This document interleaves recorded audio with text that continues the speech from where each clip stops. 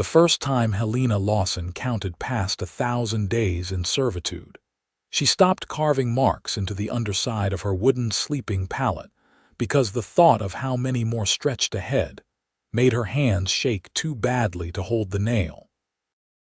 She had been 17 when her father's debts became hers, standing in a Philadelphia courthouse, while a judge declared her bound to Silas Mercer for 7 years to satisfy what was owed. And now, at 21, she had 3 more years shackled to the Red Mountain Saloon in Great Bend, Kansas, serving drinks to men who looked at her like she was part of the purchase price of their whiskey. The summer of 1878 burned hot and relentless across the Kansas plains, turning the wooden sidewalks to kindling, and the tempers of the cowpunchers even shorter than usual. Helena moved between the tables with practiced efficiency. Her dark blonde hair pinned severely back, her gray dress buttoned to the throat despite the heat. She had learned in her first month that the more she covered, the less she was bothered, though nothing truly stopped the wandering hands and crude propositions. Silas Mercer sat at his usual corner table, his ledger open before him, watching her with the same calculating expression he gave his liquor inventory. To him, she was an asset that cooked his meals, cleaned his establishment, and drew customers who hoped for a smile she never gave any more. "More whiskey here, girl," a drover called out, slamming his glass down hard enough to slosh what remained onto the scarred table. Helena lifted the bottle from behind the bar and crossed to him, pouring without meeting his eyes. "You ever smile, pretty thing?" he asked, his breath already thick with alcohol though the sun had barely set. "No, sir," Helena said flatly, turning away before he could continue. She had learned that engaging only encouraged them, that the safest path was silence and efficiency. 3 more years felt like an eternity stretching before her, 3 more years of this half-life where she owned nothing, not even her own time. The door swung open, letting in a brief swirl of dust and the cooler evening air.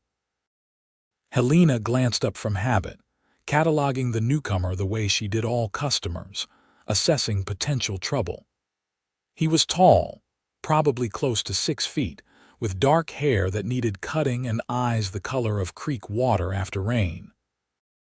His clothes marked him as a working cowboy, worn denim and a faded blue shirt, boots that had seen real miles. He wore his gun low on his hip but not tied down like a man looking for a fight. Something about the way he moved, unhurried but purposeful, made her look twice before she caught herself and turned back to wiping down the bar. "Help you?" Silas called from his corner, his tone as welcoming as a snake in tall grass. "Whiskey," the cowboy said, his voice quiet but clear. "And information if you are selling it. Whiskey costs a nickel. Information depends on what you are asking." Silas gestured for Helena to pour the drink. She did, setting the glass before the stranger as he settled onto a stool at the bar. Up close, she could see the trail dust coating him, the tired set of his shoulders that spoke of long days in the saddle. "I am looking for work," he said, wrapping his hand around the glass but not drinking yet. "Heard there might be ranches hiring on." "Plenty looking for hands this time of year," Silas said, losing interest now that no profit presented itself. "Try the Double K west of town or the Rocking H to the south. They are always needing drovers." The cowboy nodded his thanks and finally took a drink. His eyes, when they met Helena's across the rim of his glass, held something she had not seen in a long time from a man in this saloon. Simple acknowledgement, no leer, no assessment of her as anything other than another person. It unsettled her more than the usual attention. "You need anything else?" she asked, keeping her voice neutral. "This is fine, thank you."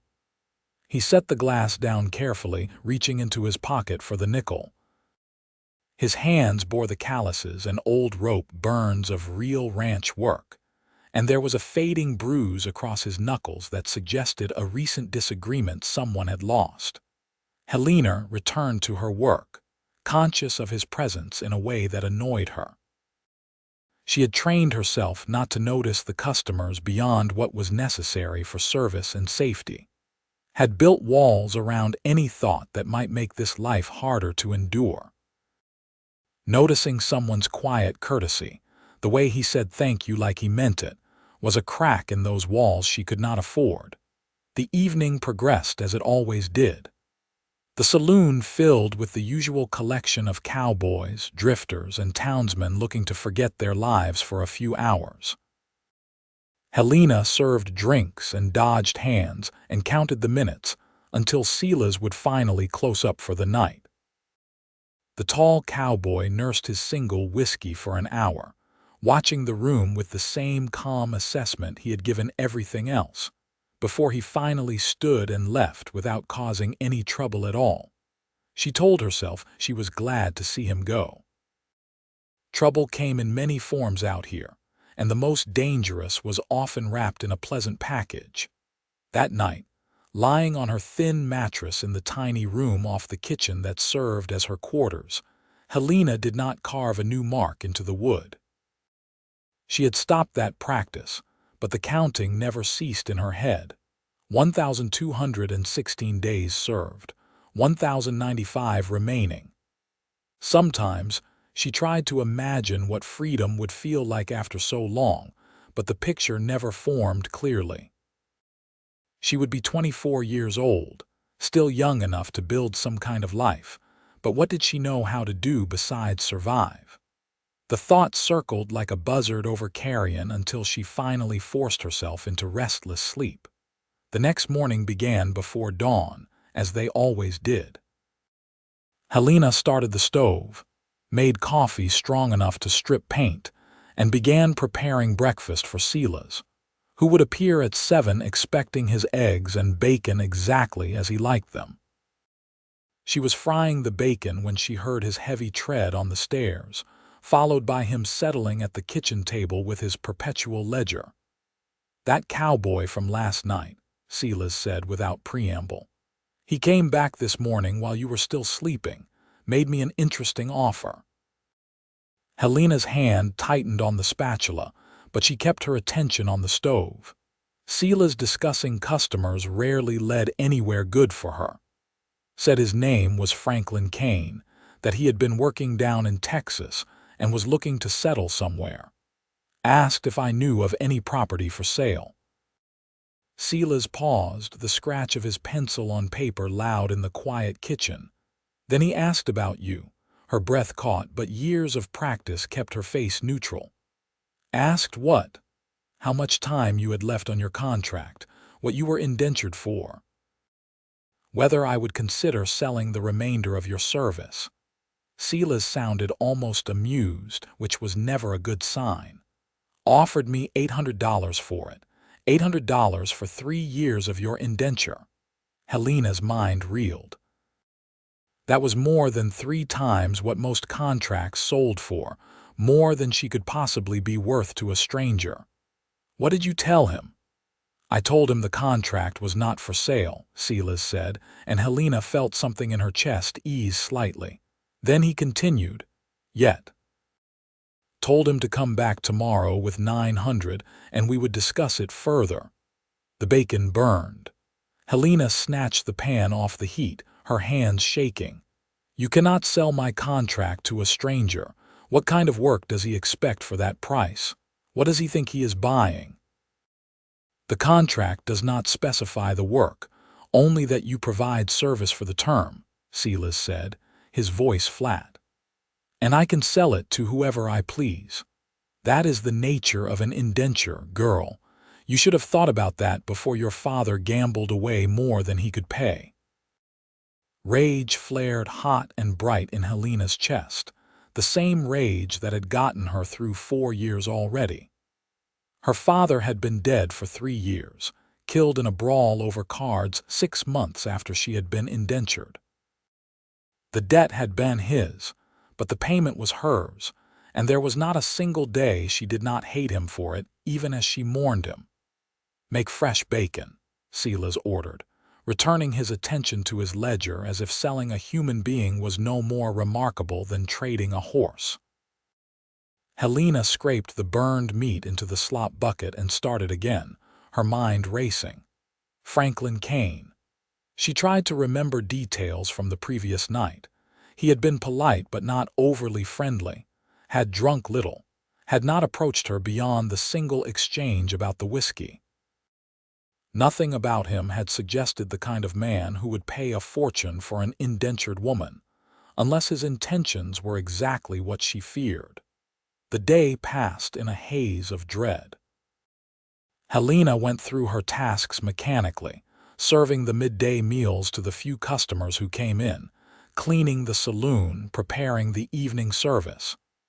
Every time the door opened, she tensed, expecting to see Franklin Kane walk through it, but he never appeared. By the time the evening crowd began to filter in, her nerves were stretched taut as telegraph wire. Silas sat at his corner table as always, but tonight there was an anticipatory gleam in his eyes that made her stomach turn. $900 would set him up well, she realized. $900 was enough to buy the saloon outright from its current owner, to expand his business, to live comfortably for years. Of course, he would sell her. She was nothing to him but a means to an end, and she had been foolish to think otherwise. The door opened at 8:30. Franklin Kane stepped through, looking no different than he had the night before except perhaps cleaner, his dark hair damp like he had recently bathed. His eyes found Silas first, then flickered to Helena behind the bar. She saw no triumph in his expression, no satisfaction, just that same calm assessment. "Kane," Silas greeted him, waving him over to the corner table. "You have what we discussed." "I do." Franklin pulled a pouch from inside his jacket, setting it on the table with a heavy clink of coins. "Count it if you want. It is all there." Silas did count it, his fingers moving swiftly through the gold and silver, his lips moving as he tallied. Helena forced herself to keep working, pouring drinks for the other customers, but every nerve in her body was tuned to that corner table. Finally, Silas nodded, satisfaction spreading across his face. "The contract is yours then," he said, pulling a folded document from his inside pocket. It was creased and worn, the paper yellowed with age and handling. Helena's entire life for the past 4 years, reduced to a single sheet. "She is a hard worker, I will give her that. Knows cooking and cleaning, can handle a rowdy room. Whatever you want her for, she will learn quick." Franklin took the contract, unfolding it to read the cramped handwriting in the dim lamplight. Helena watched his face for any reaction, any hint of what he intended, but he gave nothing away. Finally, he refolded it and stood. "Helena Lawson," he said, his voice carrying across the room, "get your things. We are leaving." The saloon went quiet. Every eye in the room turned to watch the scene unfold. Helena felt pinned in place, caught between the familiar horror of her current life and the unknown terror of whatever came next. "Now," she managed, her voice steadier than she felt. "Now," Franklin confirmed. "Unless you have a reason to linger." She had nothing but the clothes she wore and a spare dress in her room. It took her less than 5 minutes to gather her meager possessions into a small bundle, her hands moving automatically while her mind spun. When she returned to the main room, Franklin was waiting by the door, his expression patient. Silas had already turned back to his ledger, counting his windfall. He did not look up as Helena crossed toward the door, did not offer a farewell or even acknowledgement of the 4 years she had served him. She was already forgotten, already replaced in his calculations by what the money would buy. "Thank you for your service, Miss Lawson," Franklin said quietly as they stepped out into the night. The formality of it, the courtesy, was so unexpected that Helena nearly stumbled. He caught her elbow to steady her, his grip firm but not painful, releasing her as soon as she found her balance. "Where are we going?" Helena asked, proud that her voice did not shake despite the fear coursing through her. "Hotel first," Franklin said, starting down the wooden sidewalk. "You will want a proper bed tonight. Tomorrow we will figure out the rest." "The rest of what? What do you expect from me?" The questions burst out before she could stop them, all the fear and anger of the day crystallizing into words. "Why did you buy my contract? What kind of service do you think $900 purchased?" Franklin stopped walking, turning to face her fully. In the lamplight spilling from the nearby buildings, his face was serious but not unkind. "I expect nothing from you, Miss Lawson.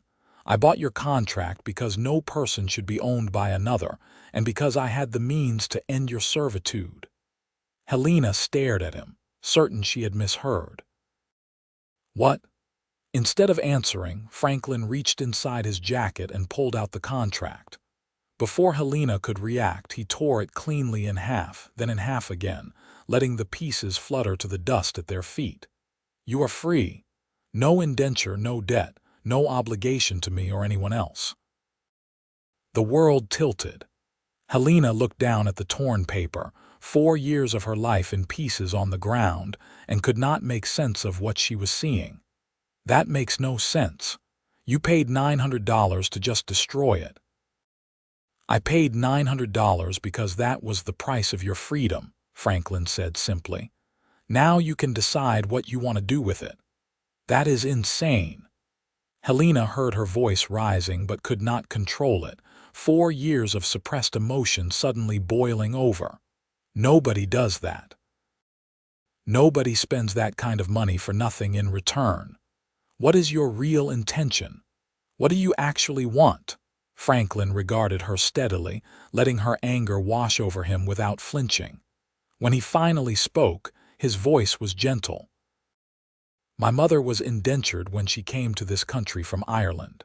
15 years old, bound to a family in Boston for 6 years to pay for her passage.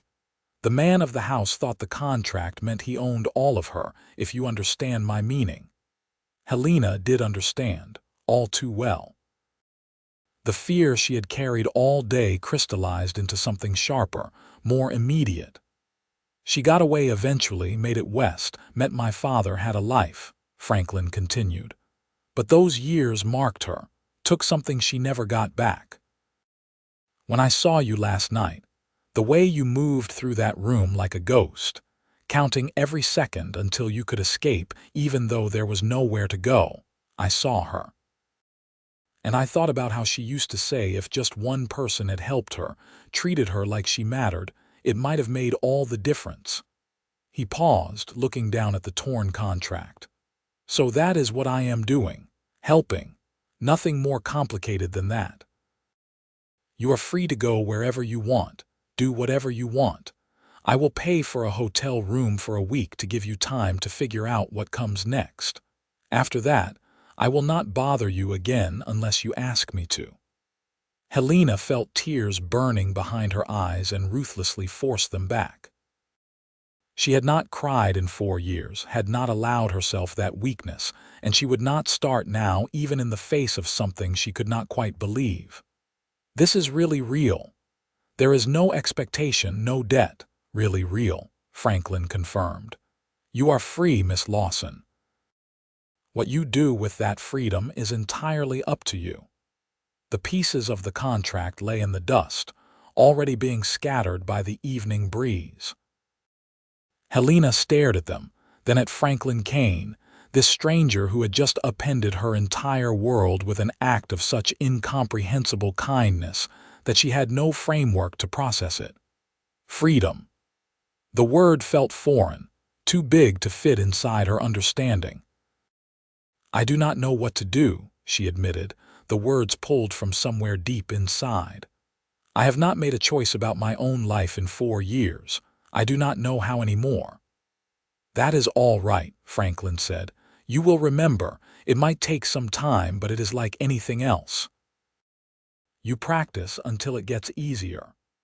He gestured down the street toward the Great Bend Hotel, its windows glowing warm in the darkness. For tonight, just practice choosing to accept a safe place to sleep. Tomorrow you can practice something else. Helena nodded slowly, because what else could she do? She let Franklin lead her to the hotel, let him pay for a room for a week, let him hand her the key with that same quiet courtesy he had shown from the beginning. When he tipped his hat and turned to leave, she almost called out to stop him, suddenly terrified of being alone with this enormous gift of freedom she did not know how to use.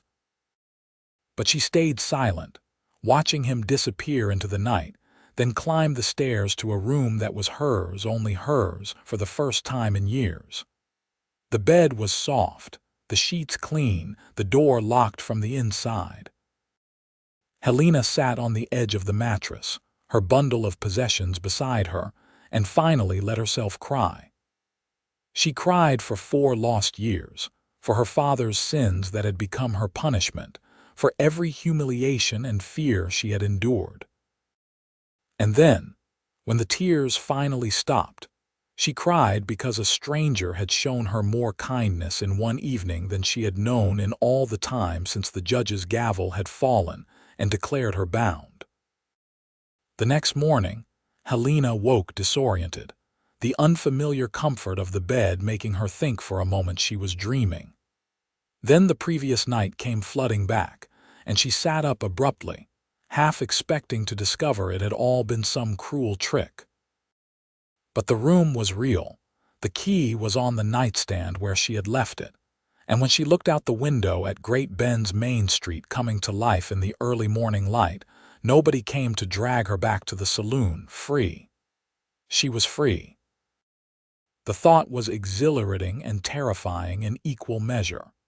Helena dressed in her spare dress, slightly less worn than the one she had traveled in, and counted the coins in her pocket. 43 cents, saved over years from rare tips Silas had not confiscated. It was nothing, barely enough for a few meals. A week in this hotel room, then what? She had no family, no prospects, no skills beyond serving drinks and cleaning. The freedom Franklin had given her felt suddenly like falling, untethered from even the grim certainty of her indenture. Her stomach growled, reminding her she had not eaten since yesterday's midday meal. Helena made herself leave the room, locking the door carefully behind her, and ventured into the hotel's small dining room. The smell of coffee and frying eggs made her mouth water.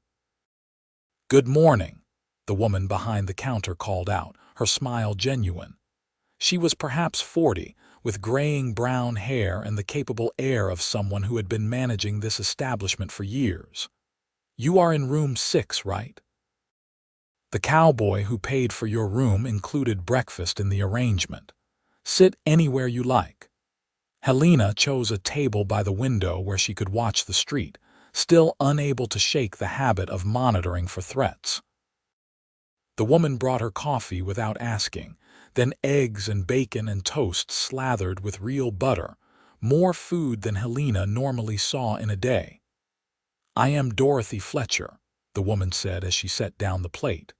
"My husband and I own this hotel. Heard a bit about what happened last night from Franklin Kane. Whole town will know by noon, I expect. Not much happens in Great Bend that does not make the rounds." Helena's face heated. "I imagine it sounds ridiculous, him buying and destroying an indenture contract." "Sounds exactly like Franklin, actually," Dorothy said, surprising her. "You know him. He has been in town about a week, staying here while he looks for property to buy. Quiet man, works hard, tips well. He told me about his mother when he asked me to include breakfast in your arrangements. Said he hoped someone would have done the same for her if they had the chance." Dorothy paused, her expression softening. "Said he wanted to make sure you knew you had friends here if you needed them, even if you did not know it yet." The kindness was too much, too overwhelming after years of cruelty. Helena focused on her coffee, using it as an excuse not to speak until she could trust her voice. Finally, she managed, "That is generous of you both." "It is being decent, which should not be remarkable but somehow is out here," Dorothy said briskly. "Eat your breakfast before it gets cold, and when you are ready to think about what comes next, come find me. I might have some ideas." Helena ate slowly, savoring every bite not just for the taste, but for the miracle of it being freely given. Through the window, she watched Great Bend wake up. The town was typical for this part of Kansas, a collection of wooden buildings along the main street serving the surrounding ranches and farms. She saw the general store opening its doors, the blacksmith already at work, cowboys riding in from various directions. Somewhere out there was Franklin Kane, the man who had changed her life for reasons she still could not fully comprehend. She was finishing her second cup of coffee when she saw him. He was across the street, leading his horse toward the livery, his movements easy and unhurried.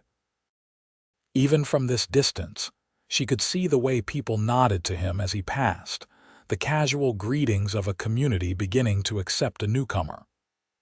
On impulse, Helena stood and left the dining room, crossing the street before she could think better of it. "Mr. Kane," she called out as he was handing his horse off to the livery boy. He turned, and she saw surprise flicker across his face before it settled back into that calm expression. "Miss Lawson," he replied, touching the brim of his hat. "I hope the hotel room was satisfactory." "It was more than satisfactory, and you know it," Helena said, stopping a few feet away. In the morning light, she could see him more clearly. He was younger than she had initially thought, probably only 25 or 26, though his eyes held the kind of weariness that came from living hard years. "I wanted to thank you, properly. Last night I was too shocked to say it right, but what you did, the freedom you gave me, I cannot even begin to express what that means." Franklin looked uncomfortable with the gratitude, shifting his weight slightly. "You do not need to thank me. I just did what should have been done years ago by someone else. But they did not, and you did," Helena persisted. "That matters, you matter." She paused, gathering courage for what she wanted to ask next. "Mrs. Fletcher said you are looking to buy property here. Are you planning to stay in Great Bend?" "That is the idea," Franklin confirmed. "I have been working as a cowhand for 8 years, saving what I could. Time to put down roots somewhere, build something of my own." "What kind of something?" He hesitated, and she saw something flicker in his expression, vulnerability perhaps, or hope. "A horse ranch. I have always been better with horses than with cattle, and there is a market for good working stock. There is a property about 3 miles out of town, 160 acres with a decent house and outbuildings. Owner is getting too old to manage it and wants to sell. I made an offer yesterday."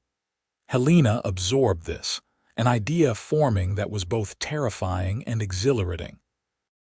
A ranch that size would need help to run properly, someone to manage the house, handle the cooking and such. Franklin's eyes met hers, understanding dawning. "It would, but Miss Lawson, I did not free you from one kind of servitude to trap you in another. You do not owe me work or anything else." "I know," Helena said, and realized she meant it. The fear from last night had faded in the clear light of day, replaced by something she had not felt in years, possibility. "But I need work anyway, and I would rather work for someone who has already proven he is decent than strike out on my own with 43 cents to my name and hope I find the same. You have been counting days for so long. Do you want to commit yourself to something new right away?" Franklin asked gently. "You could take time, figure out what you really want without the pressure of survival driving every decision." It was the question itself that decided her. He was arguing against his own interest, trying to give her space and choice, even when accepting her offer would clearly benefit him.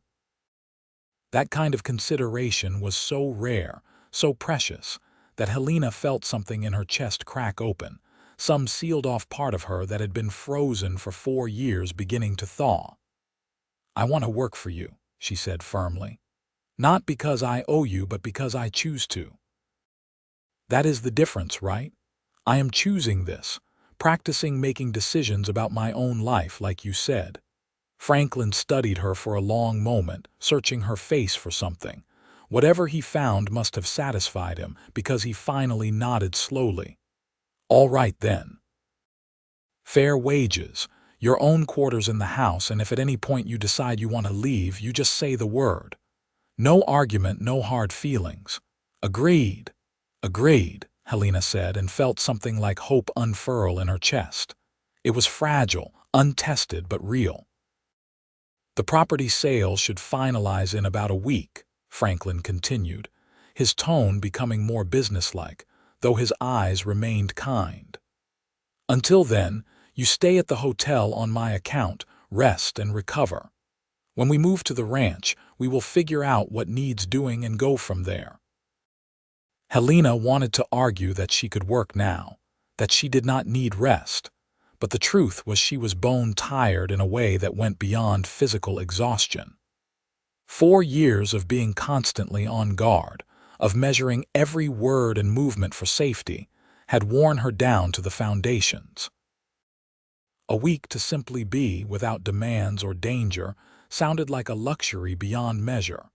"Thank you," she said again, because the words felt necessary even if they were inadequate. "For all of it." Franklin tipped his hat again, a small smile finally breaking through his serious expression. "You are welcome, Miss Lawson. Now go enjoy your freedom. That is an order from your future employer." The gentle humor in his voice made her smile in return, and she realized with a start that it was the first genuine smile she had given anyone in years. It felt strange on her face, unpracticed, but also right in a way she had almost forgotten. The next week passed in a strange dream-like state. Helena slept late for the first time since her indenture, ate regular meals, and slowly began to rediscover what it felt like to live without constant fear.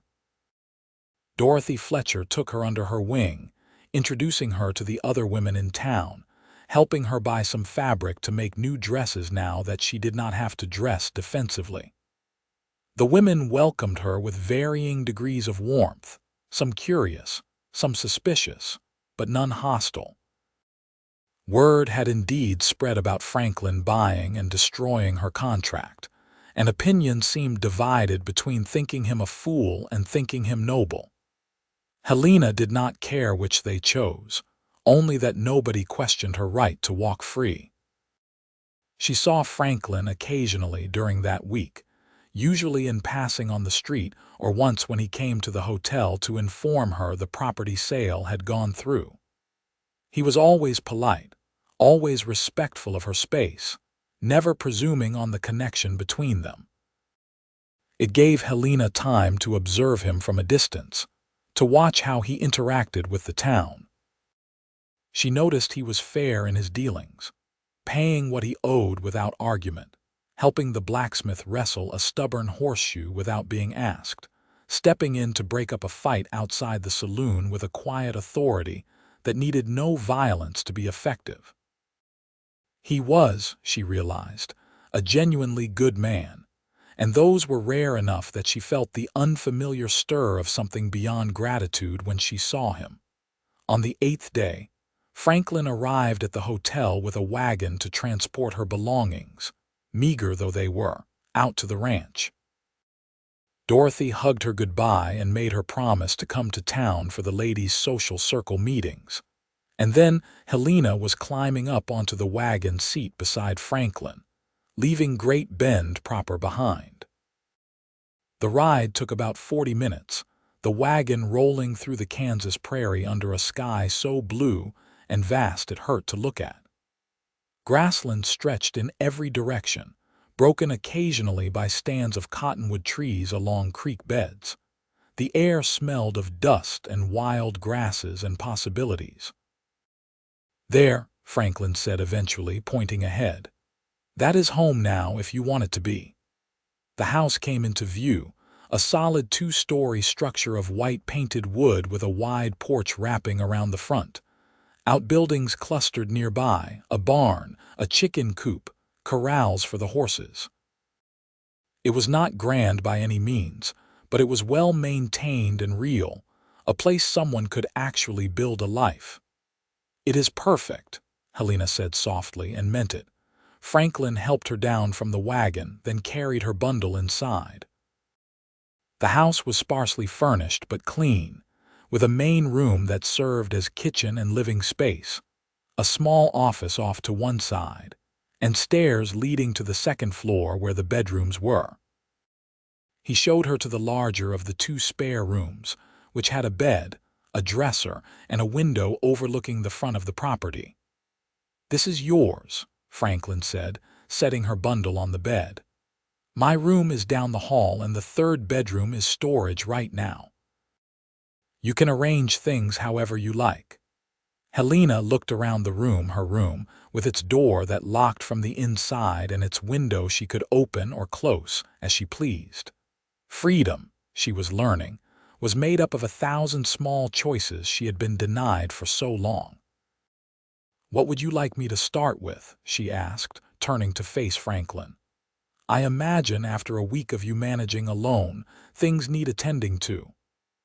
"Honestly, I was just planning to show you around today, let you settle in," Franklin said. "But if you are eager to start, I would not say no to a real meal. I am a terrible cook." Helena smiled, feeling on surer ground now that there was a task to accomplish. "I can do that. Show me the kitchen supplies and I will make us something for supper." The kitchen was basic but functional, with a good cast iron stove and a decent supply of staples. Franklin left her to it, heading out to tend to the horses in the barn, and Helena tied on an apron and got to work. It felt strange to be cooking without the pressure of Silas's exacting standards or the need to feed a room full of drunken cowboys.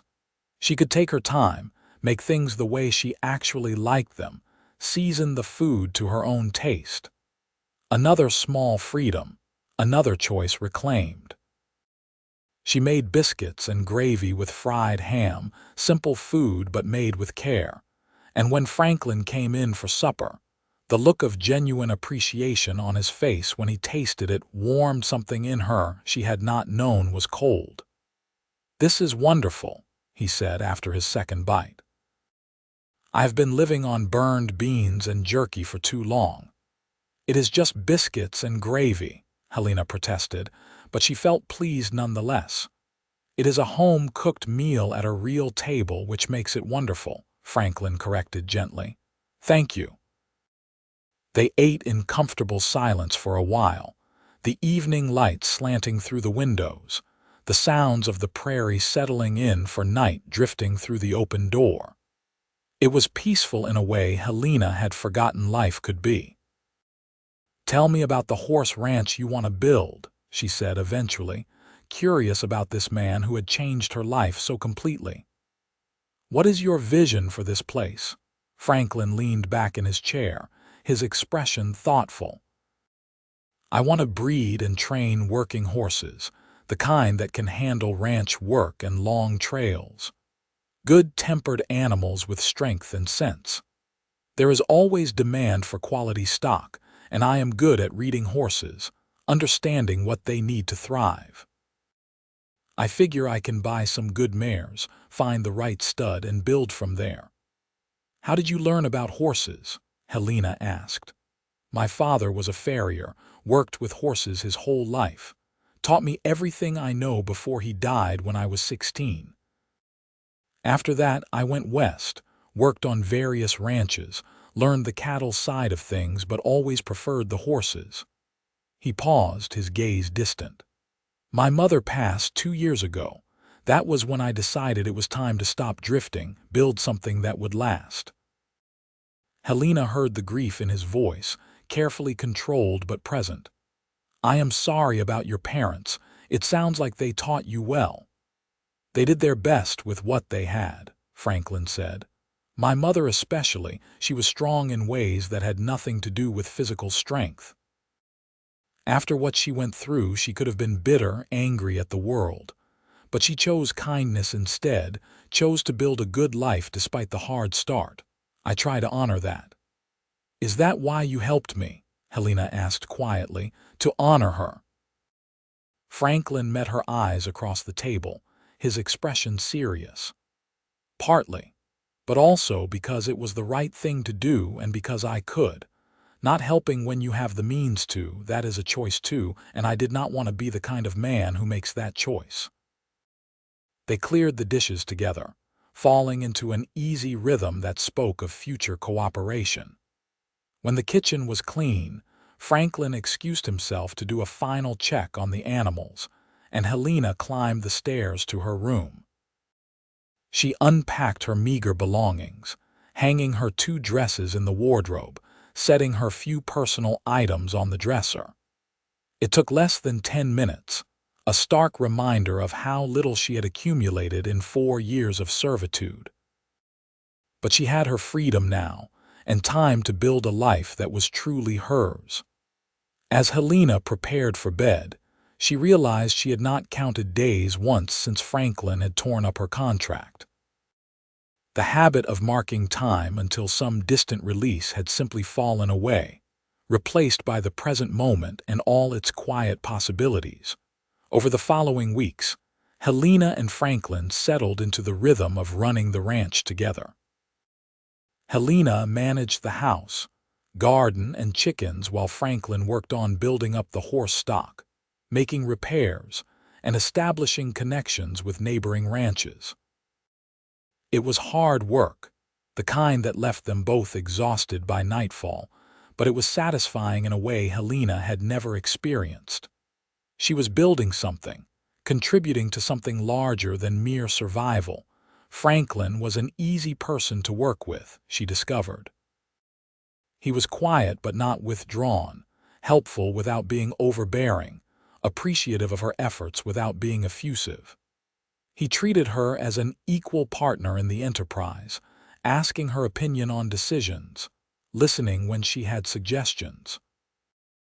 It was so different from her years with Silas that sometimes Helena had to stop and remind herself this was real, that not all men were like the ones she had been forced to serve.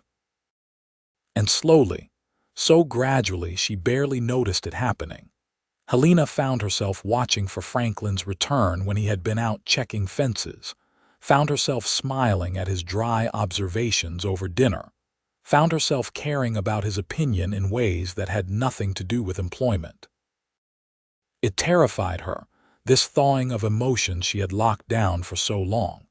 She had told herself she would never be vulnerable to anyone again, never give someone power over her feelings. But Franklin seemed to slip past her defenses without even trying, simply by being consistently kind and decent. One evening in late September, nearly 2 months after Helena had come to the ranch, a storm rolled across the plains with the violence typical of Kansas weather. Thunder cracked like rifle shots, and lightning illuminated the prairie in stark flashes. Helena was preparing dinner when she heard Franklin come in, dripping wet despite his oilskin coat. "That came up fast," he said, hanging the coat by the door and running a hand through his soaked hair. "I got the horses secured, but we might lose some shingles off the barn if the wind keeps up like this." Helena handed him a towel, trying not to notice the way his wet shirt clung to his shoulders. "Change into dry clothes before you catch cold. I will keep dinner warm." He flashed her a grateful smile and headed upstairs. Helena turned back to the stove, firmly redirecting her thoughts to the practical matter of food. But when Franklin returned, dressed in dry clothes with his hair still damp and tousled, she felt that same flutter in her chest that was becoming increasingly familiar. They ate while the storm raged outside, the lamplight making the kitchen feel like a warm haven against the violence beyond the walls. Lightning flashed, and Helena flinched despite herself, old fears from her years at the saloon surfacing unbidden. "You all right?" Franklin asked, his voice gentle. "Fine," Helena said automatically, then stopped herself. She was done with automatic responses meant to deflect and protect. "Actually, no. Storms make me nervous. Silas used to get mean when he drank, and he always drank more when the weather was bad. I am safe here, I know that, but old habits are hard to break." Franklin's jaw tightened, anger flashing across his face before he controlled it. "I am sorry you went through that, and for what it is worth, you are safe here. That is a promise." "I believe you," Helena said, and realized she truly did.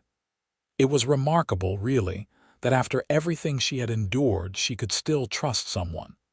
But Franklin had earned that trust through consistent action, never once giving her reason to doubt his word. The storm intensified, wind howling around the house, rain lashing against the windows. Then, with a tremendous crack, the world went white with lightning and dark again, and Helena heard something crash behind the house. Franklin was on his feet instantly, grabbing a lamp. "Stay here. I need to check what that was." "Not alone in this storm," Helena protested, standing as well. "If something happened, you might need help." He looked like he wanted to argue but recognized the determination in her face. "All right, but stay close." They ventured out into the storm, Franklin holding the lamp high despite the rain trying to extinguish it. Behind the house, they found the source of the crash. Lightning had struck one of the old cottonwood trees, splitting it and sending a massive branch crashing down onto the chicken coop. The hens were in a panic, those that had not been crushed fluttering around in distress. "We need to get them secured before they scatter," Franklin shouted over the wind. "Can you help me round them up?" Helena did not hesitate, plunging into the chaos of feathers and fear. Working together, soaked to the skin and buffeted by wind, they managed to corral the surviving chickens into the barn, giving them shelter until the coop could be repaired. It took nearly an hour of work in the storm, both of them muddy and exhausted by the time they finally stumbled back into the house. "That could have been much worse," Franklin said, stripping off his coat again and surveying the muddy tracks they had left across the floor. "We only lost 3 hens, which is a mercy considering." Helena looked down at herself, covered in mud and chicken droppings, her hair hanging in wet ropes, and suddenly started laughing. It bubbled up from somewhere deep inside, genuine amusement at the absurdity of it all, and once she started, she could not stop. Franklin stared at her for a moment, then he started laughing too, the sound rich and warm in the lamplight. "We are a sight, that is for certain. I have been through this much trouble before and never found it funny," Helena gasped out between laughs. "But somehow this feels different, like we are fighting the chaos together instead of just surviving it." "That is exactly what it is," Franklin agreed, his laughter fading to a warm smile. "We make a good team, Helena." It was the first time he had used her given name, and something about the intimacy of it in that moment, both of them bedraggled and laughing in the aftermath of crisis, made Helena's heart skip. She saw something shift in Franklin's expression too, laughter giving way to something deeper, more uncertain. "We should clean up," she said quietly, suddenly aware of how close they were standing, how his eyes seemed darker in the lamplight. "Yes," Franklin agreed, but neither of them moved. The moment stretched between them, charged with possibility, until finally Franklin stepped back, breaking the spell. "You can use the kitchen pump to wash up. I will go change and clean up the mud." Helena nodded, not trusting her voice, and waited until he had gone upstairs before letting out a shaky breath. She was in dangerous territory now, feeling things for Franklin Kane that went well beyond gratitude or even friendship. It was attraction, certainly, but also something deeper, a recognition of kindred spirits, of two people who had both known hardship and chosen to meet it with grace rather than bitterness. The question was what to do about it. Helena had no experience with courtship, no framework for navigating these feelings. Her parents' marriage had been practical more than romantic, and her years of indenture had taught her only what she did not want. She was stepping into unknown territory with no map to guide her. That night, lying in her bed and listening to the storm finally blow itself out, Helena made a decision. She would be honest both with herself and with Franklin. If these feelings grew, she would not hide them. If they passed, she would accept that. But she would not let fear dictate her choices, not anymore. She had been given a second chance at life, and she intended to live it fully, whatever that meant. The next morning dawned clear and washed clean, the kind of perfect day that followed prairie storms. Helena woke early and went downstairs to find Franklin already in the kitchen, attempting to make coffee with limited success. "Let me," she said, gently taking the pot from him. "You have many talents, but coffee making is not among them." "No argument there," Franklin said ruefully. "I was going to start on the chicken coop repairs after breakfast. The hens cannot stay in the barn indefinitely." "I will help," Helena offered. "Between the two of us, it should go quickly." They worked through the morning, clearing debris and rebuilding what the storm had destroyed. It was hot work under the climbing sun, and Helena tied her hair back with a scarf and rolled up her sleeves, forgetting to be self-conscious about the impropriety. Franklin worked beside her, his movements efficient and sure, and they fell into the easy partnership that had become natural to them. "You know, I never asked what your plans were before your father's debt bound you into servitude," Franklin said as they took a break in the shade, sharing water from a dipper. "What did you want to do with your life?" Helena considered the question, reaching back to a girl she had almost forgotten. "I wanted to be a teacher," she admitted. "I love reading, love learning, and I thought it would be wonderful to help children discover that same joy. But my family did not have money for the training, and then after my father died and I was indentured, it seemed like a foolish dream from another life." "It does not have to stay a dream," Franklin said thoughtfully. "Great Bend does not have a proper school, just mothers taking turns teaching their children. A real teacher would be welcome, I imagine." "I would need books, supplies, and actual teaching credentials," Helena pointed out, but she felt a flutter of hope at the thought. "That takes time and money." "Then we will work toward it," Franklin said simply. "You have given me help building this ranch. Fair is fair that I help you build toward what you want to." Helena looked at him, this man who kept giving without expecting anything in return, and felt her heart turn over in her chest. "Why do you do this?" "Keep thinking of ways to help me beyond what is required." Franklin was quiet for a long moment, his gaze on the prairie stretching beyond the ranch. When he finally spoke, his voice was careful. "Because somewhere along the way, helping you stopped being about making amends for my mother's past and started being about building a future. Because I find myself looking forward to dinner conversations and the way you laugh when something surprises you. Because you are strong and kind and resilient, and I admire that more than I can properly express." Helena's breath caught. "Franklin, I do not know how to do this. Court someone, let someone close. The last 4 years taught me to trust no one, to protect myself above all else. But with you, I find myself wanting to try anyway, which is terrifying." "It is terrifying for me too," Franklin admitted, finally looking at her directly. "I spent years drifting, never letting myself get attached to places or people because I knew I would just move on eventually. Then I met you, And suddenly staying put, building something lasting, those things became not just possible but necessary. But I do not want to pressure you, Helena.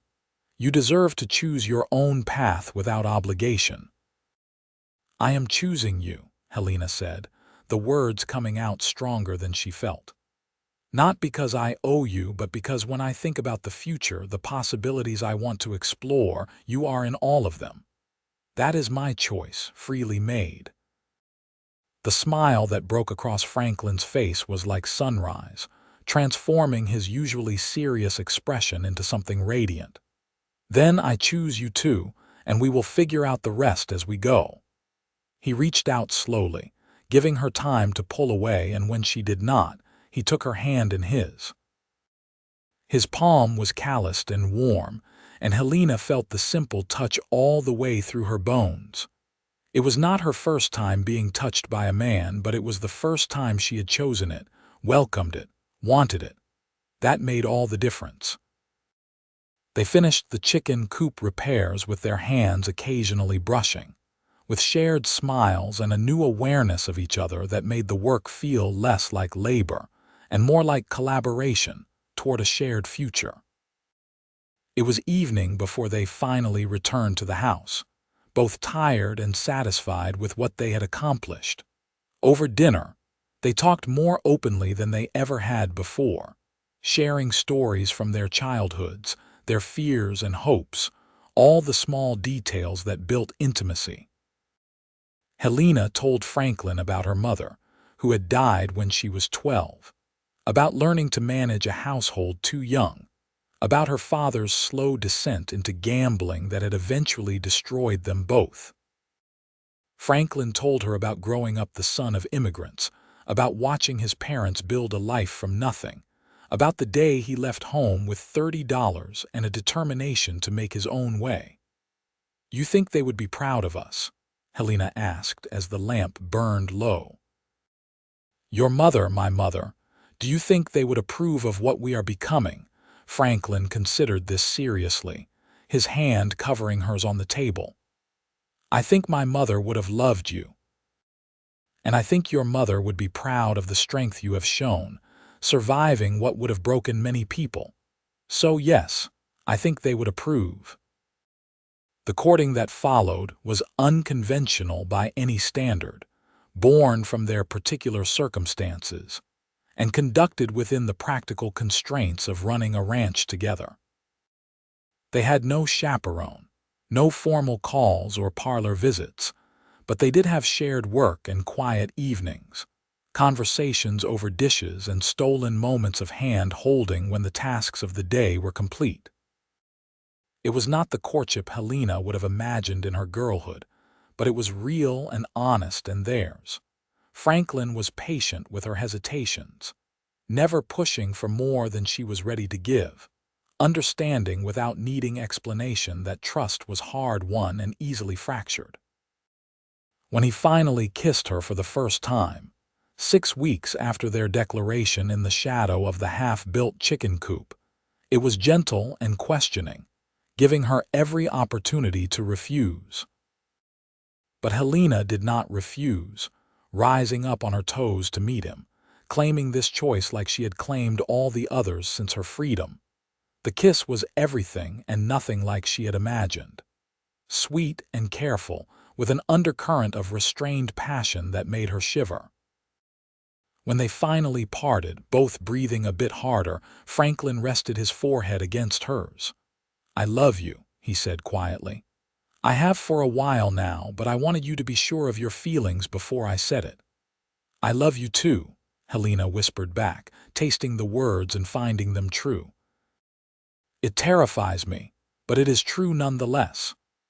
"We will be terrified together then," Franklin said with a hint of humor, and kissed her again. Winter came to the Kansas plains, bringing cold winds and occasional snow that turned the prairie into a stark landscape of white and gray.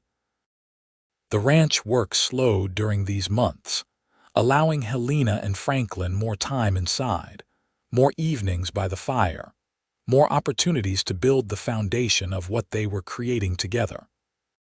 Franklin taught her to play chess with a set that had belonged to his father, and Helena read aloud from the few books they owned, bringing stories to life in the lamplight on Christmas Eve. Franklin presented her with a package wrapped in brown paper. Inside was a book, a primer on teaching methods, and a set of pencils. "For when you are ready to start planning your school," he said, his expression hopeful. "I wrote to a teaching college in Kansas City, asking what would be required for someone to gain credentials. They said with your education and a course of study done by correspondence, it would be possible. It will take time, but if you want it, we will make it happen."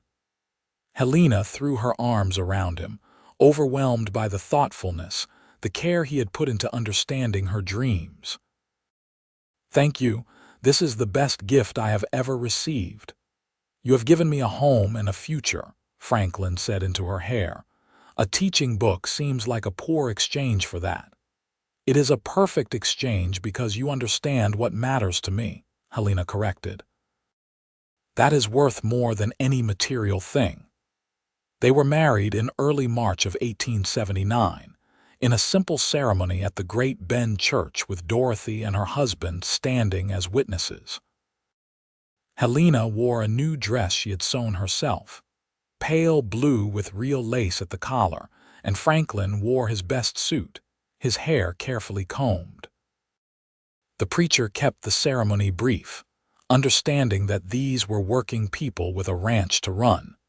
But Helena barely heard the words anyway, too focused on Franklin's eyes and the enormity of what they were promising each other. When the preacher pronounced them married and Franklin kissed her, Helena felt something settle into place in her chest, the last piece of fear finally giving way to hope. She was Helena Kane now, freely chosen and choosing in return, and the future that had once seemed like an endless countdown of imprisoned days now stretched ahead, full of possibility. The ranch prospered over the following year. Franklin's eye for good horses proved sound, and he quickly built a reputation for quality stock. Helena started her correspondence course in teaching methods, studying whenever her ranch duties allowed, determined to build toward the dream she had once thought lost. They worked hard and lived simply, but it was a good life, built on mutual respect and deepening love. The first real test of their marriage came that summer when a man rode onto their property unannounced, well-dressed, and carrying himself with the arrogance of someone used to getting his way. Helena was in the garden when she saw him, and something about his bearing made her immediately uneasy. "Can I help you?" Franklin called from the barn, walking out to meet the stranger. "I am looking for an indentured woman named Helena Lawson," the man said, his voice carrying clearly across the yard. "I was told she might be found here." Helena's blood turned to ice. She stood slowly, wiping her hands on her apron, her mind racing through possibilities, none of them good. "There is no indentured woman here," Franklin said evenly. "Only my wife, Helena Kane." "What business do you have with her?" The stranger's eyes found Helena across the yard, and she saw calculation in them. "I represent a client who claims to have held a valid indenture contract on Miss Lawson, purchased from a Sila's mercer in Great Bend last year. My client was away conducting business when the contract changed hands, and upon returning and learning of this, he sent me to recover his property." "I am nobody's property," Helena said, walking forward to stand beside Franklin. "My contract was legally purchased and then destroyed, ending the indenture." "A contract cannot be destroyed by someone other than the original creditor without proper legal procedure," the man said, pulling papers from his jacket. "My client has filed a complaint with the territorial court, claiming the sale and destruction were conducted without his knowledge or approval as a secondary claim holder. He purchased interest in your father's original debt, Miss Lawson, which means he had a legal right to object to the terms of your indenture's conclusion. Helena felt the world tilting. Everything she had built over the past year suddenly threatened. That cannot be legal. The debt was satisfied when Franklin bought my contract from Mercer. We will let the courts decide that, the man said smoothly. In the meantime, I have a writ here ordering you to return to Philadelphia for the hearing. If you fail to comply, my client will press charges for theft of property and breach of contract. Franklin stepped forward, his hand resting on Helena's back in silent support. How convenient that your client only discovered this problem after my wife has built a new life. Smells like someone saw an opportunity to extort money from us by threatening what we have created. The stranger's expression did not change. My client's motivations are his own. The law is clear. Miss Lawson must appear before the court in Philadelphia within 90 days, or face arrest and forcible return. After that, whether she remains free or returns to servitude is up to the judge's interpretation of the contract's terms. He handed the papers to Franklin and tipped his hat mockingly. I have delivered the summons. What you do with it is up to you, but I would advise compliance. My client has considerable resources and is not known for mercy toward those who defy him. The stranger rode away, leaving Helena and Franklin standing in their yard, the summons heavy in Franklin's hands. Helena felt 4 years of terror come rushing back, the certainty that she would never truly be free, that her father's sins would haunt her forever. This is not happening, she said, her voice shaking. I cannot go back, Franklin. I cannot be owned again. I would rather die. You are not going back, Franklin said firmly, pulling her into his arms. We will fight this, hire a lawyer, prove the sale was legal. You are free, Helena. This is just someone trying to take advantage of complicated laws and hope we are too poor or scared to challenge it. What if we cannot win? Helena whispered against his chest. What if the court sides with them? Then we will cross that bridge when we come to it, Franklin said. But I did not free you just to let someone else enslave you again. I promise you, we will find a way through this. They rode to Great Bend that afternoon, finding a lawyer named Martin Prescott who listened to their story with a grave expression. He examined the summons carefully, asked detailed questions about the original indenture and its purchase, and finally sat back in his chair with a sigh. This is complicated, he admitted. The law around indentured servitude is murky at best, especially when multiple parties claim interest in the debt. The good news is that we can argue the debt was satisfied when Mr. Kane purchased and destroyed the contract, and that any secondary claim holders should have made their objections known at the time of sale. The bad news is that if this creditor can prove he held a valid interest that was not properly notified, the judge might rule in his favor. What happens if he does? Helena asked, needing to hear it even though the words made her sick. Worst case, the judge could rule the indenture still valid and order you to serve out the remaining term, Prescott said gently. Best case, he rules the sale was proper and you remain free. Middle ground would be ordering Mr. Kane to pay some settlement to the creditor for the lost value of the contract.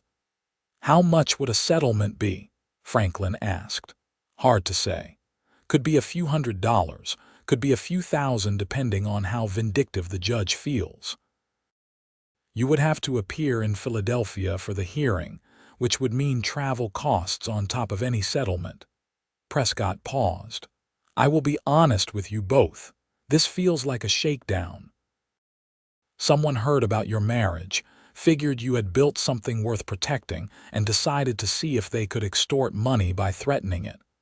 The legal grounds are questionable at best. So we fight it, Franklin said. What do we need to do? I will file a response contesting the claim and arguing for dismissal, Prescott said.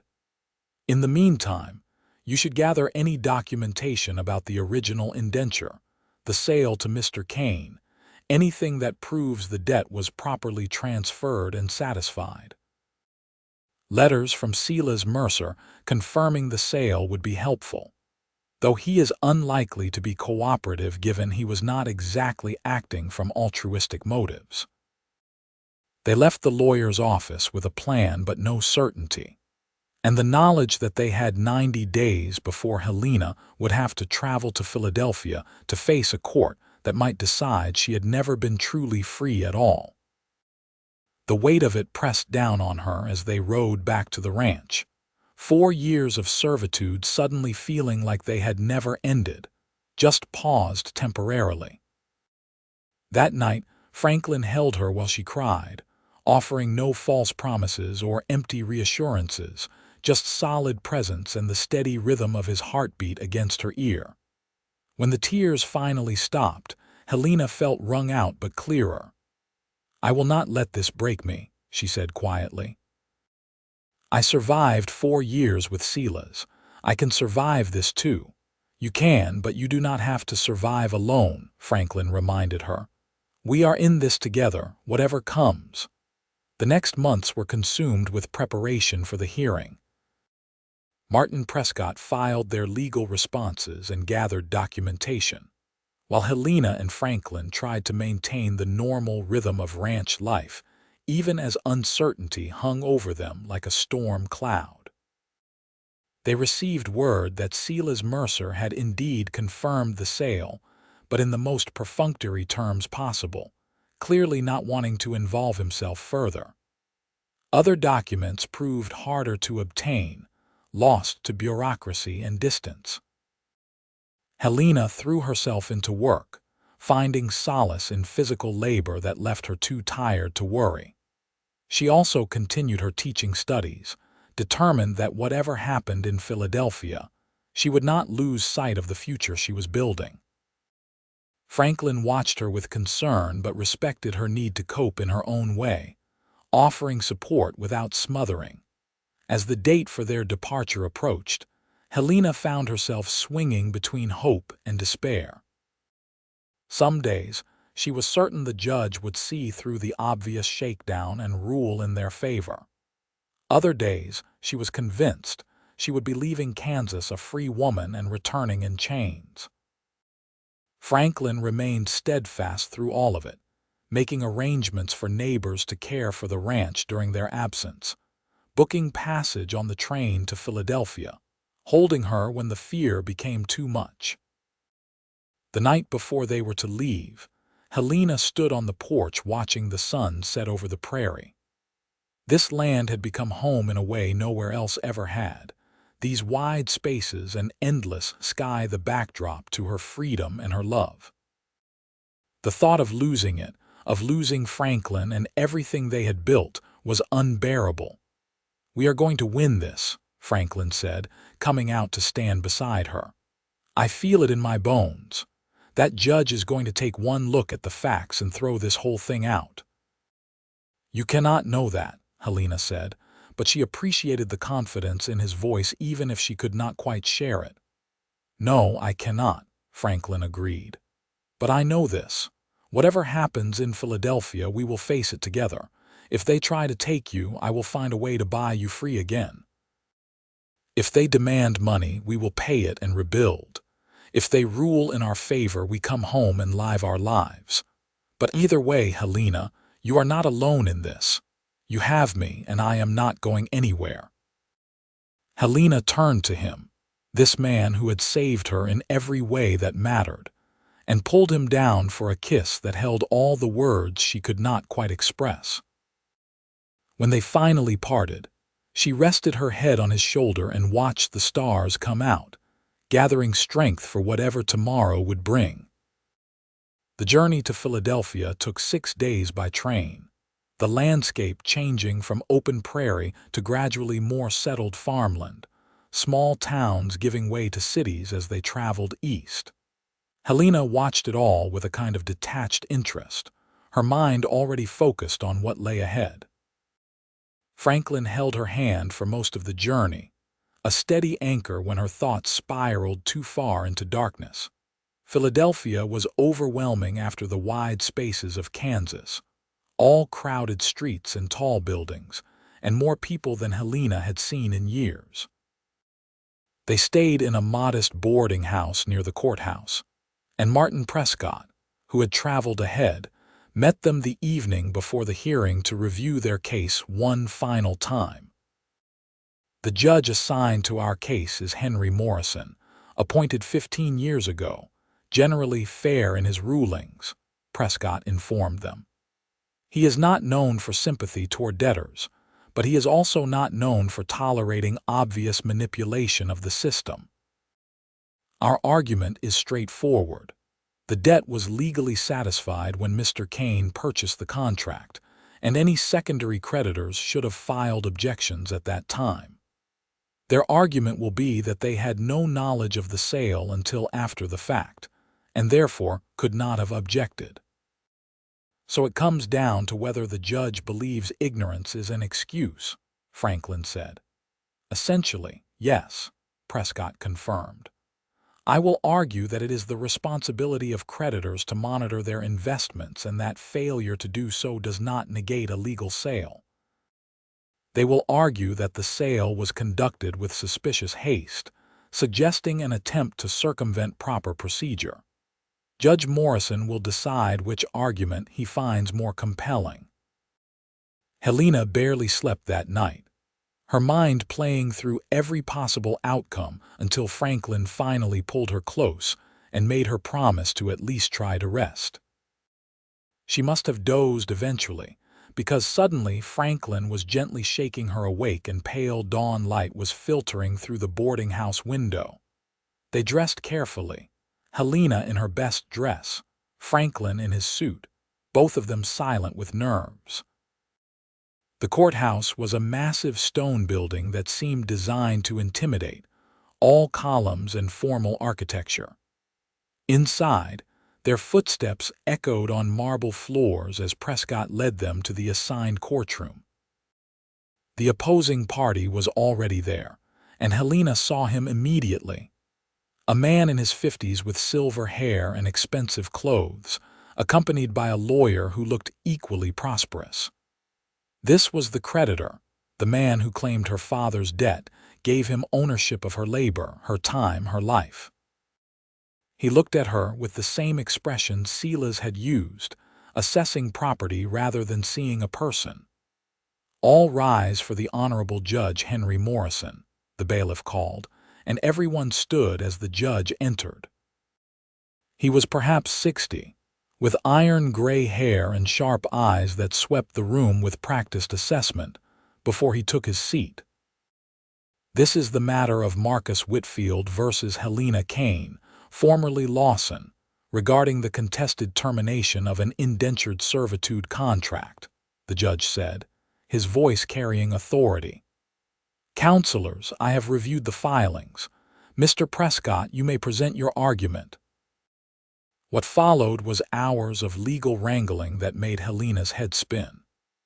Prescott argued passionately that the sale had been legal and proper, that Whitfield's failure to monitor his investment did not obligate the Kanes to remain in perpetual uncertainty about her freedom.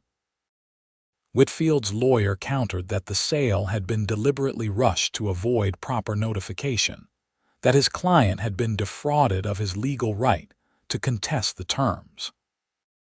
Through it all, Helena sat beside Franklin, their hands clasped under the table, barely breathing as their entire future was debated like an academic exercise. Finally, after what felt like an eternity, the judge called for closing arguments. Your Honor, Prescott said, standing to address the court. At the heart of this matter is a simple question. Does the law allow for endless uncertainty in a person's status? Miss Kane, as she was then, was indentured through no fault of her own, trapped in servitude to pay her deceased father's debts. When Mr. Kane bought and terminated that contract, he believed he was acting legally to free her. If we now say that unknown creditors can appear years later to contest such actions, we are saying that no indentured person can ever truly know if they are free. That would be a perversion of justice, Your Honor. The law must have finality. The sale was legal, properly conducted, and should stand. Whitfield's lawyer stood, his expression grave. Your Honor, my client does not dispute that Miss Kane has suffered, but suffering does not negate legal obligation.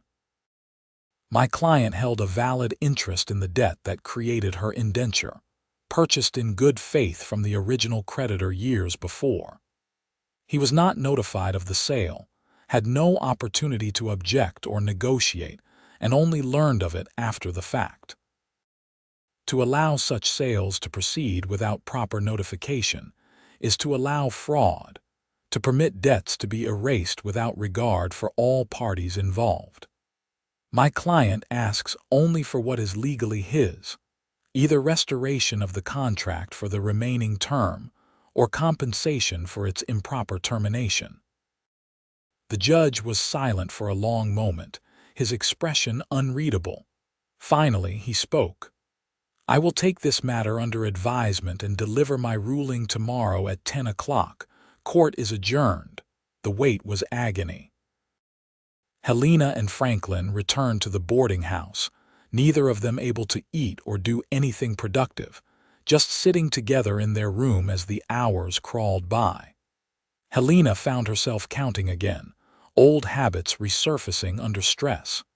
24 hours until they would know. 1,440 minutes, every one of them an eternity. Whatever he decides, it does not change how I feel about you, Franklin said as evening fell. You are my wife, my partner, my love. That is true regardless of what some judge says about your legal status. But if he rules against me, I could be forced into servitude again, Helena said, voicing her deepest fear. I could be owned by that man, required to serve him for 3 years, and there would be nothing we could do to stop it. Then I would find a way to buy you free again, Franklin said fiercely. Sell the ranch, sell everything we own, but I would find a way. You are not going back to that life, Helena. I promise you. She wanted to believe him, but she had learned too well that good intentions did not always overcome cold legal reality. They held each other through the night, finding what comfort they could in physical closeness when words failed. The courtroom was packed when they arrived the next morning, word having spread that the ruling was coming. Helena recognized some faces from the previous day, curious onlookers drawn by the drama of it all. She kept her eyes forward, refusing to give them the satisfaction of seeing her fear. Judge Morrison entered and the room fell silent. He carried a single sheet of paper, his expression as unreadable as it had been throughout the proceedings. When he finally spoke, his voice was measured and clear. I have considered the arguments presented by both parties, reviewed the relevant law, and examined the documentation of the original indenture and its subsequent sale. This matter raises important questions about the balance between creditor rights and human dignity. Helena's heart hammered so hard she felt dizzy. Franklin's hand tightened on hers. The law allows for indentured servitude as a means to satisfy debts, and it allows for such contracts to be bought and sold. However, the law also requires that such transactions be conducted with proper notification of all interested parties. The question before this court is whether Mr. Whitfield's lack of notification invalidates the sale conducted by Mr. Kane. The judge paused, and Helena thought she might be sick from the tension. I find that it does not, Judge Morrison continued, and Helena felt Franklin's grip turn painful as hope flared. While Mr. Whitfield's interest in the original debt was legitimate, his failure to register that interest with the court or monitor the status of the indenture contract is his own responsibility. The law cannot protect creditors who fail to exercise due diligence in managing their investments. To rule otherwise would be to create perpetual uncertainty for every person seeking to end an indenture contract, never knowing if some unknown creditor might appear years later to contest their freedom. Furthermore, the judge continued, his tone becoming sharper, this court cannot ignore the timing of Mr. Whitfield's claim. Miss Kane, now Mrs. Kane, was indentured and freed more than a year ago. Mr. Whitfield claims he only recently learned of this, yet the evidence suggests he was aware of her status change within months of its occurrence. The delay in filing his claim suggests opportunism rather than legitimate grievance, an attempt to extract money from the Kanes rather than to protect his legal interests. The judge looked directly at Whitfield, his expression stern. This court will not be used as a tool for such exploitation. The sale of the indenture contract to Mr. Kane was legal and proper. The subsequent destruction of that contract ended Mrs. Kane's servitude permanently. Mr. Whitfield's claim is dismissed with prejudice, meaning it cannot be refiled. This matter is concluded. The gavel came down with a sound like thunder, and suddenly Helena could breathe again. Free. She was truly, legally, permanently free. No more shadows, no more uncertainty, no more fear that someone would appear to claim her as property. Franklin pulled her into his arms, and she heard him let out a shaky laugh of pure relief. "Thank you, Your Honor," Prescott was saying, his voice warm with satisfaction. "Justice has been served today." Whitfield stood abruptly, his face flushed with anger, but his lawyer was already gathering papers and urging him toward the door. They left without a word, and Helena felt a savage satisfaction at his defeat. He had tried to take everything from her, and he had lost. Outside the courthouse, standing in the Philadelphia sunshine, Helena finally let herself believe it was over. The nightmare that had begun in this city 5 years ago was finally, truly ended. She was free, married to a man she loved with a future that was entirely her own to shape.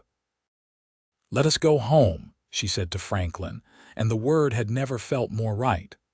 Home.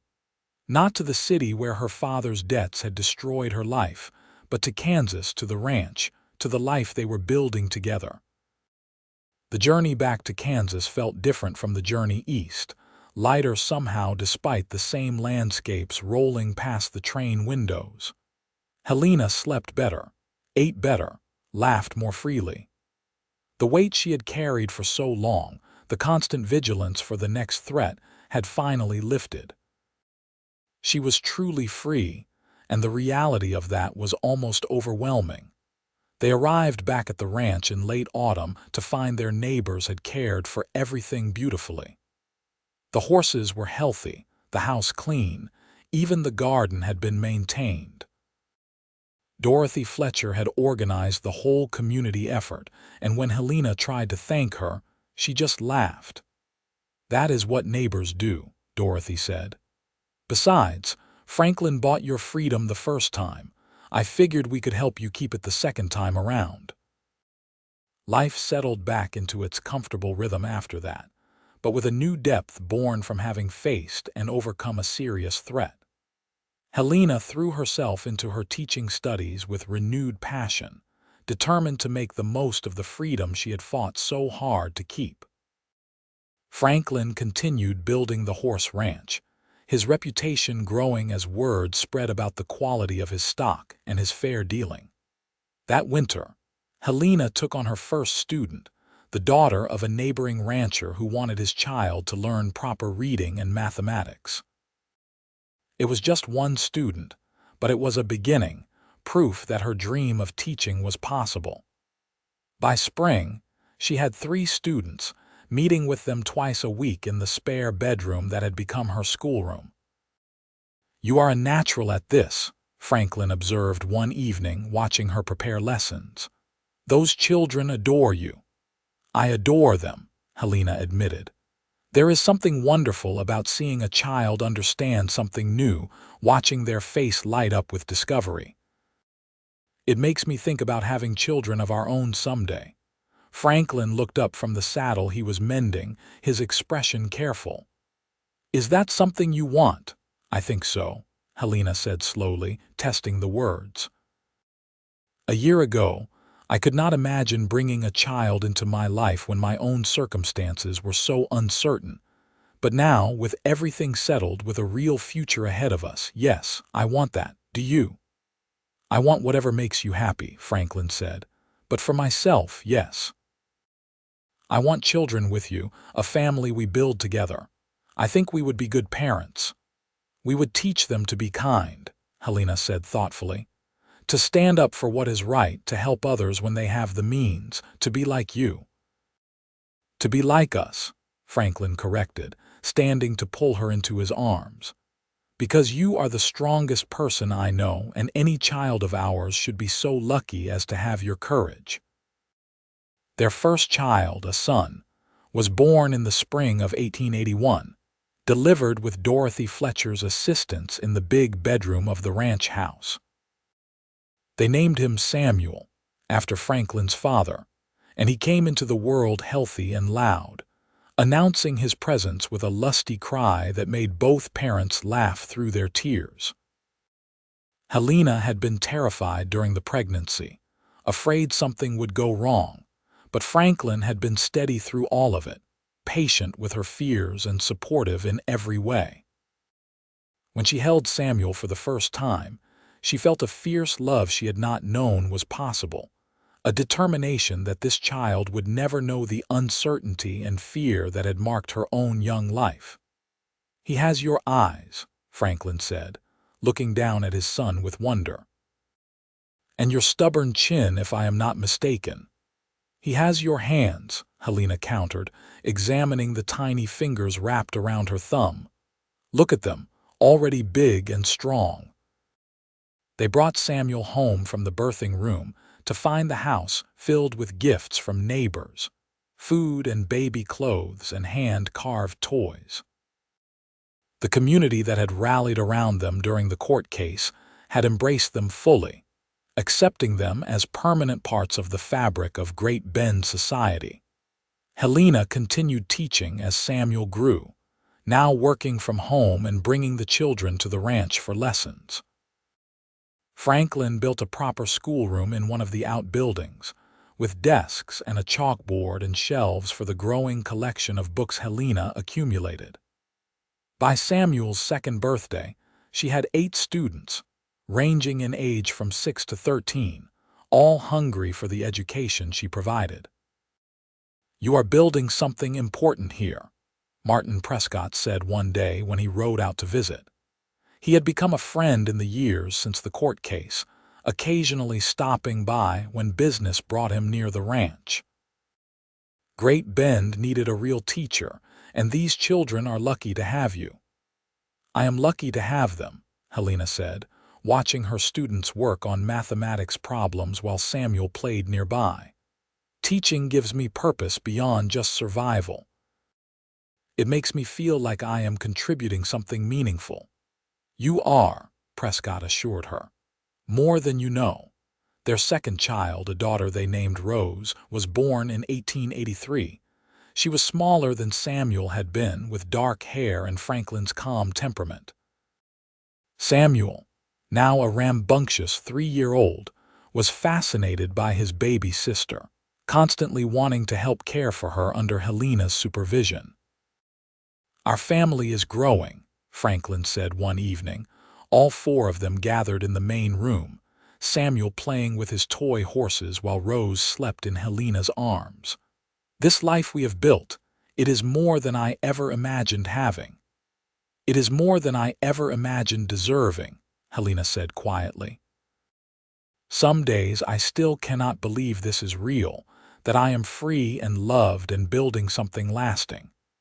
You deserve this and more, Franklin said firmly.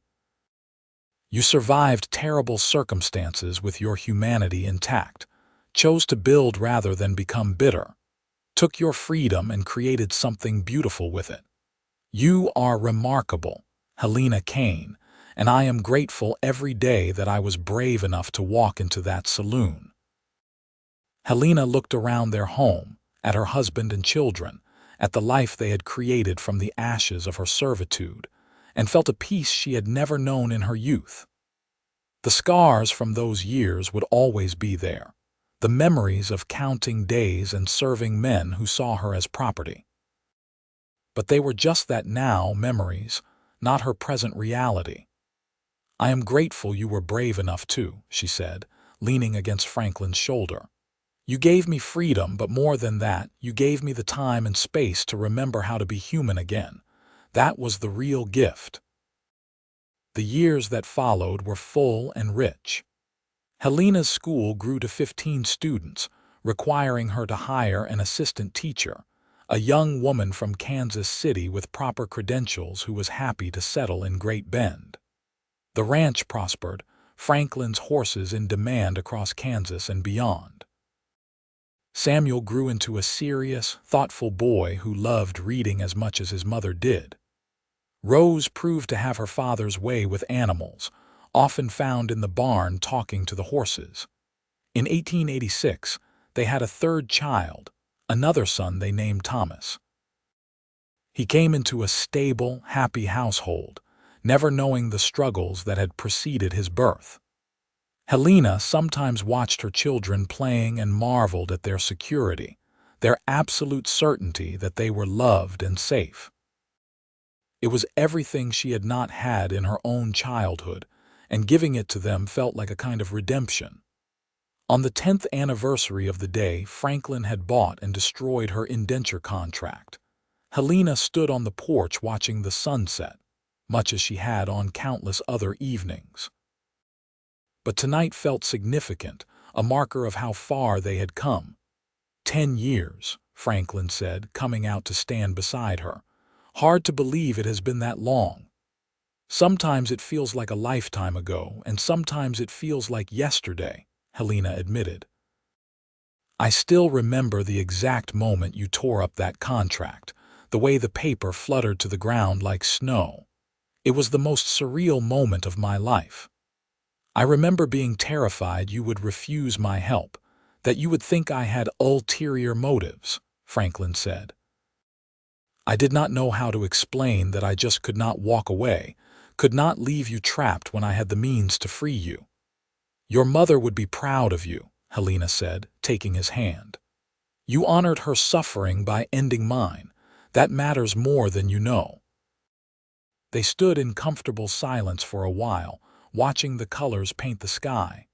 Inside, they could hear the children playing, Samuel reading to his younger siblings, their voices bright with laughter. We have built a good life, Franklin said eventually. Not perfect, but good.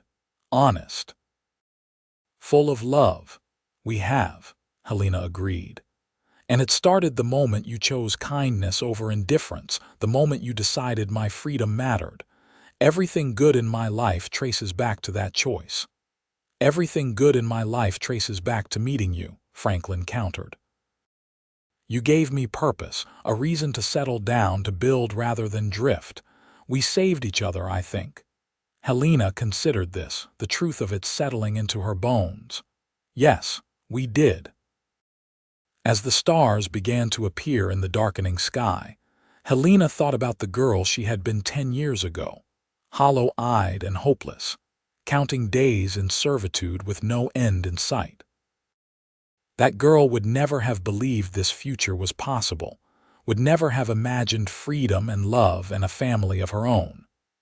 But here she stood, living proof that life could change, that one person's kindness could alter the course of another's entire existence. Come inside, Franklin said gently. The children will want their good-night story, and I believe it is your turn. Helena smiled, letting him lead her back into their home, into the life they had built together from a single act of compassion. Behind them, the prairie stretched endless under the emerging stars, vast and wild and free, just like the future that still lay ahead. The end came naturally, quietly, Decades later, when Helena and Franklin were old and gray, their children grown with families of their own, their ranch passed to Samuel, who ran it with the same integrity his father had shown.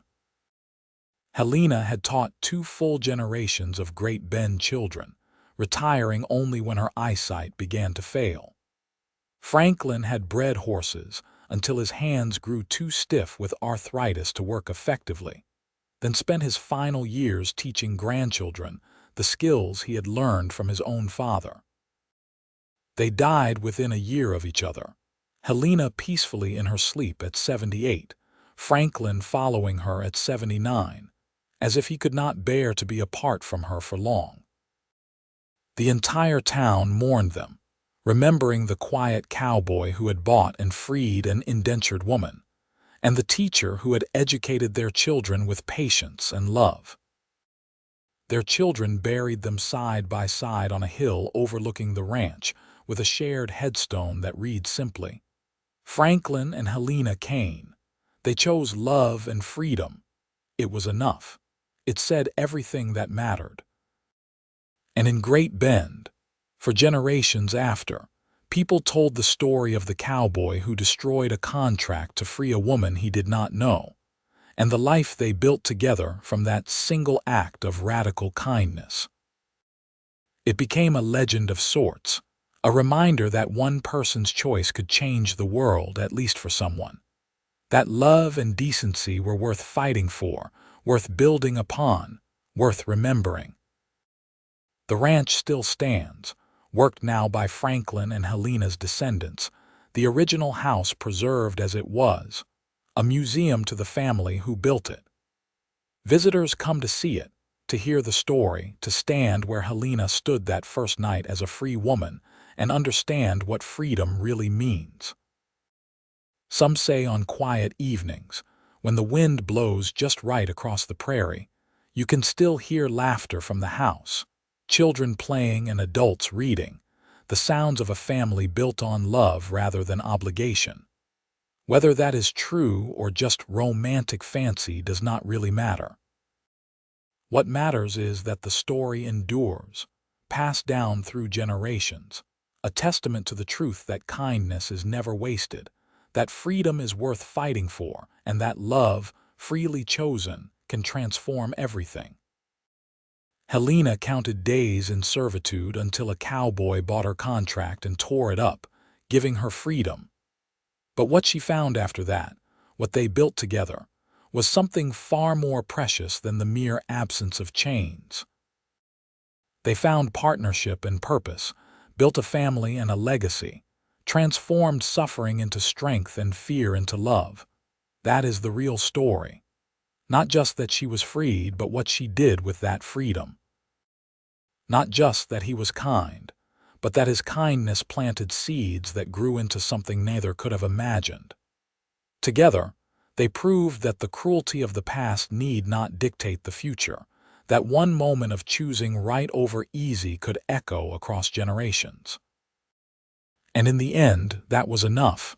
More than enough. It was everything.